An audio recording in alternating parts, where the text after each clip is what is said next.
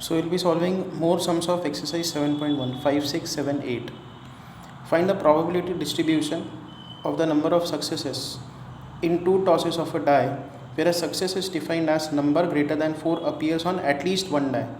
कि जब आप दो डाई को थ्रो कर रहे हो तो ये जो 4 नंबर है वो कम से कम एक डाई पे दिख जाए, उससे बड़ा नंबर मतलब 5 या 6, ठीक है। तो इसके जो फेवरेबल आउटकम्स है वो पहले लिखते हैं। तो देखो 5 1, एक डाई पे 5 मतलब 4 से ग्रेटर नंबर आ गया, फिर 5 2, 5 3, 5 4, 1 5, 2 5, 3 5, 4 5, 6 1, 6 2, 6 3, 6 4, 1 6, 2 6, 3 6, 4 6। तो इन सब आउटकम्स में एक जो डाई है उस पर 4 से बड़ा नंबर आया है। फिर ऐसे भी आउटकम्स होंगे कि जहाँ पे दोनों डाई पे 4 से बड़ा नंबर आ जाए, तो 5 5, 5 6, 6 6, 6 5। और फिर ऐसे भी आउटकम्स होंगे जहाँ पे दोनों डाई पे 4 से बड़ा नंबर नहीं है, 4 या 4 से छोटे नंबर है। तो वो कितने आउटकम्स होंगे वो गिनते हैं हम लोग डायरेक्टली, वो लिखते नहीं है। सो नाउ सी, यहाँ पे 16 आउटकम्स है। यहाँ पे रैंडम वेरिएबल की वैल्यू कितनी होगी, यहाँ पे कितना सक्सेस मिला है। सक्सेस तब है कि जब 4 से बड़ा नंबर आ रहा हो। तो यहाँ पे देखो एक ही नंबर 4 से बड़ा है हर आउटकम में, तो x की वैल्यू 1 होगी। यहाँ पे 4 आउटकम्स है और x की वैल्यू यहाँ पे कितनी होगी, नंबर ऑफ सक्सेस कितने हैं, 2 डाई पे 4 से बड़ा नंबर आया, तो x इज इक्वल टू 2। उसके बाद 16 + 4 इज़ 20। डाई थ्रोइंग एक्सपेरिमेंट में जब आप दो डाई को थ्रो कर रहे हो तो 36 आउटकम्स होते हैं, तो 16 + 4 इज़ 20। तो ये बचे हुए आउटकम्स कितने होंगे, 16 जो बच गए, उनको लिखते नहीं हैं अपन। वहाँ पे क्या है कि सक्सेस मिलेगा ही नहीं। यहाँ पे 2 सक्सेस मिला, यहाँ पे 1 सक्सेस मिला, यहाँ पे 0 सक्सेस।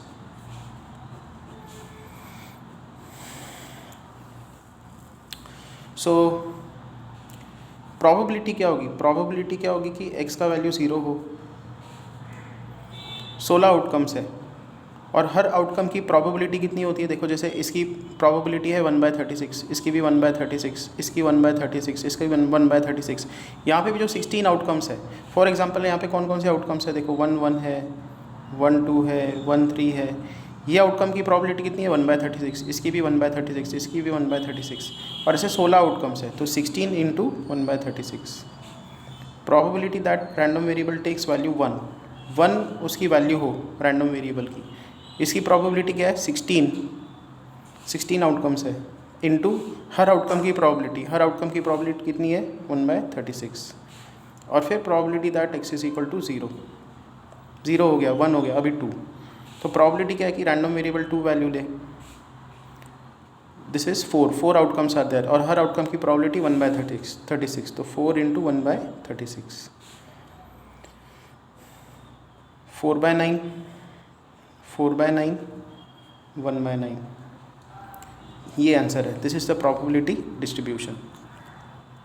प्रॉपरली इसका टेबल बना के लिखना हो तो x is equal to x, फिर 0 1 2, and probability of x is equal to x। तो 0 की प्रोबेबिलिटी 4/9, 1 की प्रोबेबिलिटी 4/9 एंड 2 की प्रोबेबिलिटी 1/9।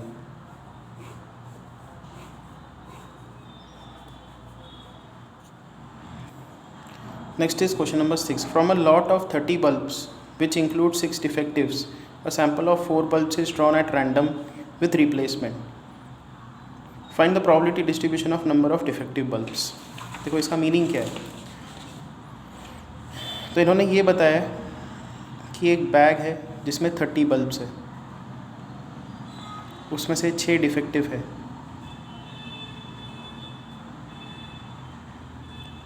और 24 गुड बल्ब्स है, नॉन डिफेक्टिव है। अब 4 बल्ब्स को ड्रॉ किया जा रहा है, 4 बल्ब्स को निकाला जा रहा है, B1 B2 B3 B4।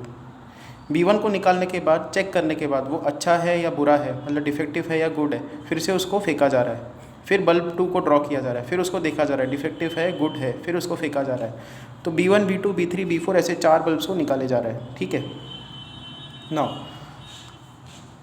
X random variable यहाँ पे क्या बोला हुआ है, number of defective bulbs, number of defective bulbs.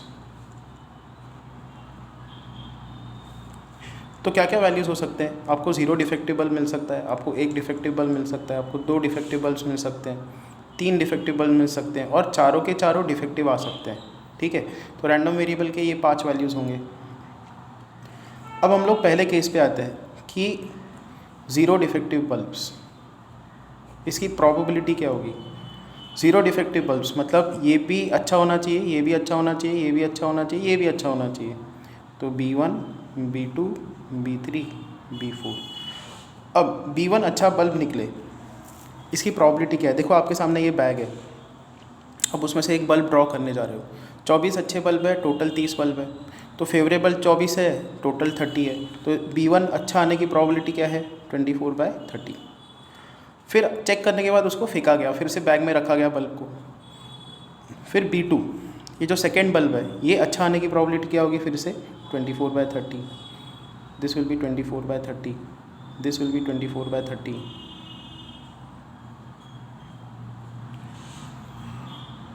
सो कितना आएगा इसका आंसर, 6 4 ज़ा 24, 6 5 ज़ा 30, 4/5⁴। ये है प्रोबेबिलिटी कि रैंडम वेरिएबल 0 वैल्यू ले। अब इस केस पे आते हैं, x = 1, रैंडम वेरिएबल 1 वैल्यू ले। तो 4 बल्ब्स है, B1 B2 B3 B4, मतलब एक डिफेक्टिव बल्ब मिले अपने को। तो 4 बल्ब्स है, 4 में से एक बल्ब 4C1 वेज में हम लोग चूज़ कर सकते हैं। एक बल्ब आपके हाथ में 4C1 वेज में लग गया, तो वो डिफेक्टिव आने की प्रोबेबिलिटी क्या है। देखो डिफेक्टिव 6 है, फेवरेबल 6 है, टोटल 30 है, तो 6/30। वो एक बल्ब डिफेक्टिव आने की प्रोबेबिलिटी इतनी। तो बच गए 3 बल्ब्स, कोई एक बल्ब आ गया डिफेक्टिव, तो बचे हुए 3 बल्ब्स क्या है, नॉन डिफेक्टिव चाहिए। तो 24/30, 24/30, 24/30। सो ये है probability that random variable takes value 1, so which is equal to 4 × 1/5 × 4/5⁵, ठीक है, ये आंसर आता है इसका। उसके बाद अच्छा, ये जो पूरा सम है ये बेस्ड है बाइनोमियल डिस्ट्रीब्यूशन के ऊपर, बाइनोमियल डिस्ट्रीब्यूशन। ये चैप्टर हम लोग प्रोबेबिलिटी डिस्ट्रीब्यूशन के बाद देखने वाले हैं। उसमें ऐसे बहुत सारे सम्स हैं, सारे सम्स ही ऐसे हैं। तो अभी जितना हो सके इसको समझ के ले लो। जब हम लोग ये चैप्टर सीखेंगे तो आपको ये जो कंसेप्ट है एकदम क्रिस्टल क्लियर होगा कि ये कैसे लग रहा है, ठीक है। x का वैल्यू 2 हो, मतलब आपको 2 डिफेक्टिव बल्ब मिले, ठीक है। तो 4 बल्ब्स है, B1 B2 B3 B4, 4 bulbs है, तो 4C2 वेज में 2 बल्ब्स चूज़ होंगे। वो जो 2 बल्ब्स है वो डिफेक्टिव चाहिए, तो उसकी प्रोबेबिलिटी क्या है, 6/30, 6/30। और 2 बल्ब के बाद बचे 2 वो अच्छे होने चाहिए, so 24/30, 24/30। So this is probability that random variable takes value 2। 4C2 होता है 6, यहाँ पे आएगा 1/5, यहाँ पे भी 1/5, एंड यहाँ पे 4/5, 4/5। So this is 6 × 1/5² × 4/5²। उसके बाद रैंडम वेरिएबल 3 वैल्यू ले। तो 4 बल्ब्स है, 4 में से 3 सिलेक्ट करने, 4C3 वेज में होगा। वो 3 बल्ब्स डिफेक्टिव होने चाहिए, तो 6/30, 6/30, 6/30। और बचा हुआ जो एक बल्ब है वो अच्छा होना चाहिए, 24/30। So this is probability that random variable takes value 3, which is 4 × 6/30⁵ into 24/30. So answer is 4 × 1/5³ and यहाँ पे आएगा 4/5⁵ तो ये आंसर है इसका। अब बचा रैंडम वेरिएबल का एक और वैल्यू 4। रैंडम वेरिएबल 4 वैल्यू भी ले रहा है ना,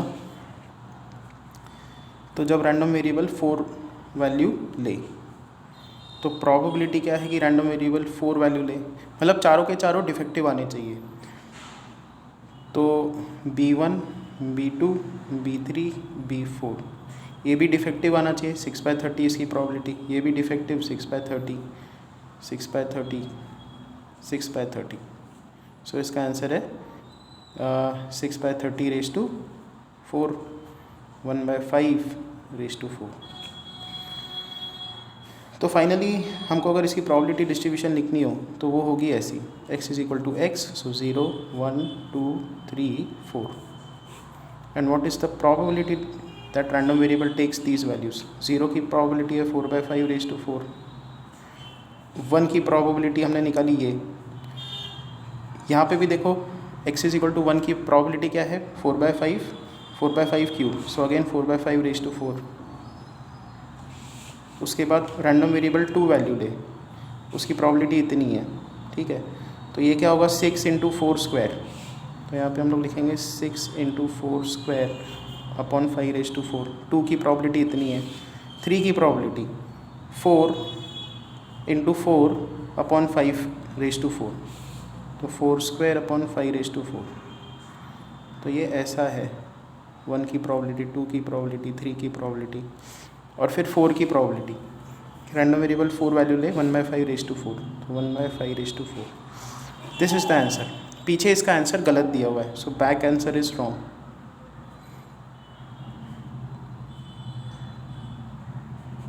क्योंकि कंसेप्ट क्या है कि सारे प्रोबेबिलिटीज़ का जो सम है वो 1 आना चाहिए, तो इस केस में 1 आता है, पीछे के केस में 1 नहीं आता। Will come to question number 7। A coin is biased so that head is 3 times as likely to occur as tail. If the coin is tossed twice, find the probability distribution of number of tails. तो probability of head के आने की probability 3 times probability of tail है, but probability of head plus probability of tail हमेशा 1 होता है, so this is 3 times probability of tail plus probability of tail is 1. Probability of tail is 1/4. Therefore probability of head will be 3/4.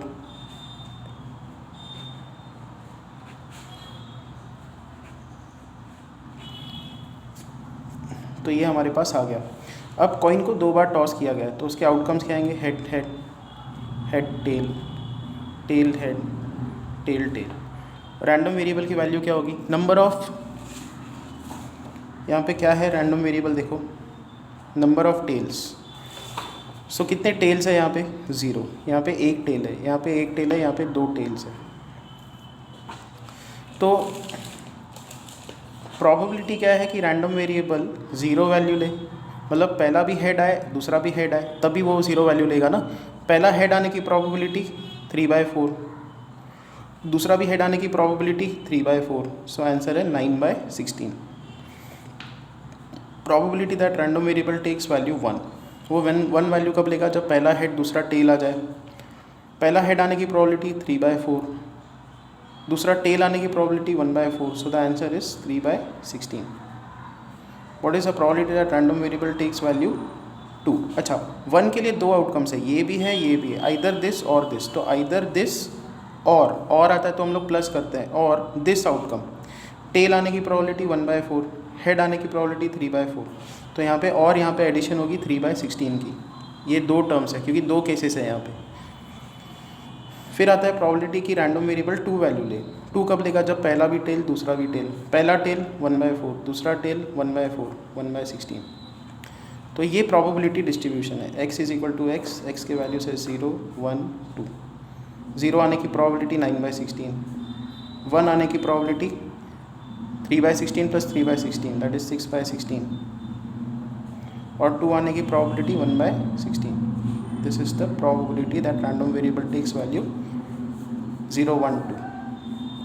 Again आप check करके देख सकते हो कि यहाँ पे सारे के सारे प्रोबेबिलिटी टर्म्स का जो एडिशन है वो कितना आता है, 1 आता है। Next is question number 8।